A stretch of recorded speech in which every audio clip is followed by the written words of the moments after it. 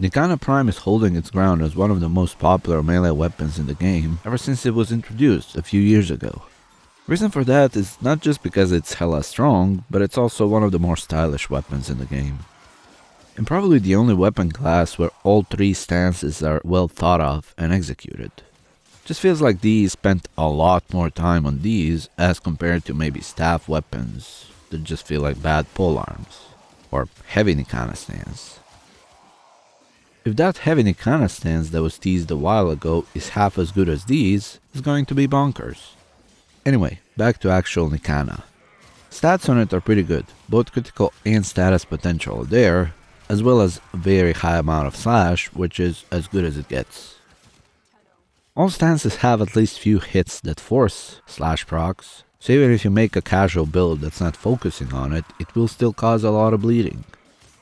Stance of choice is mostly down to preference. I think they're all good, but for me personally, I'm torn between Blind Justice and Decisive Judgment. They feel more fluent, and they both have very fun combos.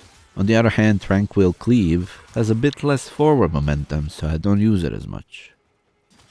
There's so many ways you can build Nikana Prime, but I think the general idea of all those builds can be summarized with 4 builds. Rest are just variations.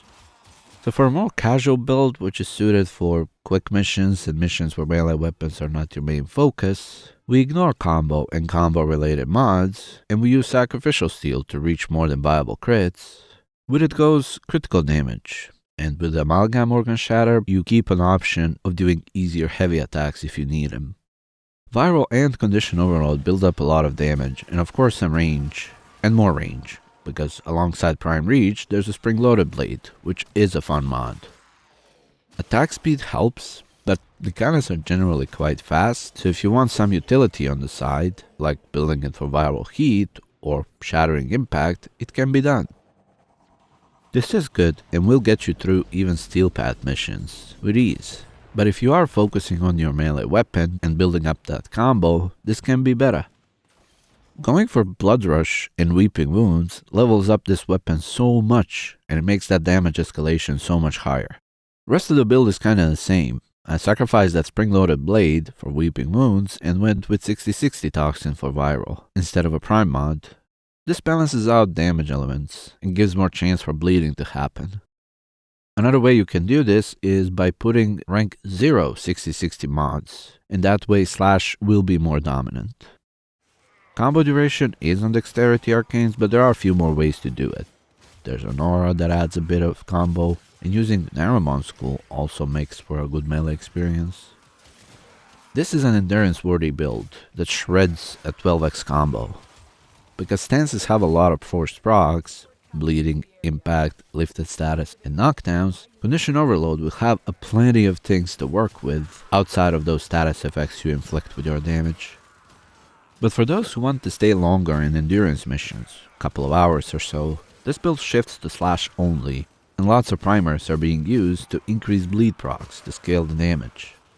And it's a similar build, just take away mods that make viral and put slash mod in there, and something else of your liking.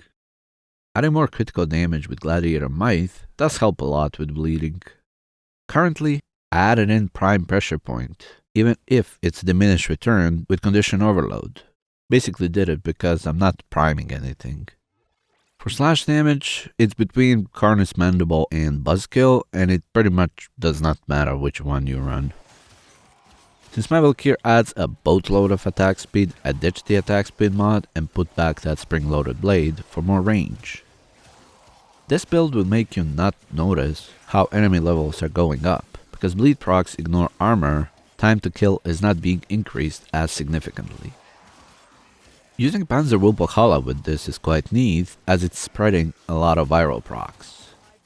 And last but not least, it's worth mentioning that Nikana Prime is one of the better heavy attack weapons, because its heavy attack forces bleeding. For this, we're going back to use of Sacrificial Steel, putting in Amalgam Organ Shatter alongside Corrupt Charge and Killing Blow combo. For damage, it depends if you're priming enemies or not. Prime Pressure Point is a safer and, well, easier option than Condition Overload.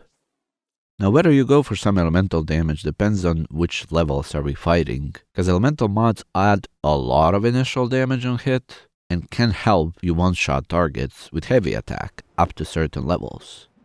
But if you just want to watch the world bleed, then ignore elementals and add more critical damage. Range is always helpful, because even the best bleed is not that great if you miss your target. One mod slot stays open, which is a Joker slot, anything goes. Most builds around are based on these ideas, and all of them are good ones if you use them in the right place. It's hard to go wrong when a weapon is this good, so just keep messing around with it and you'll nail the build that fits you. Thank you for watching, subscribe to help the channel grow, and I'll see you in the next one.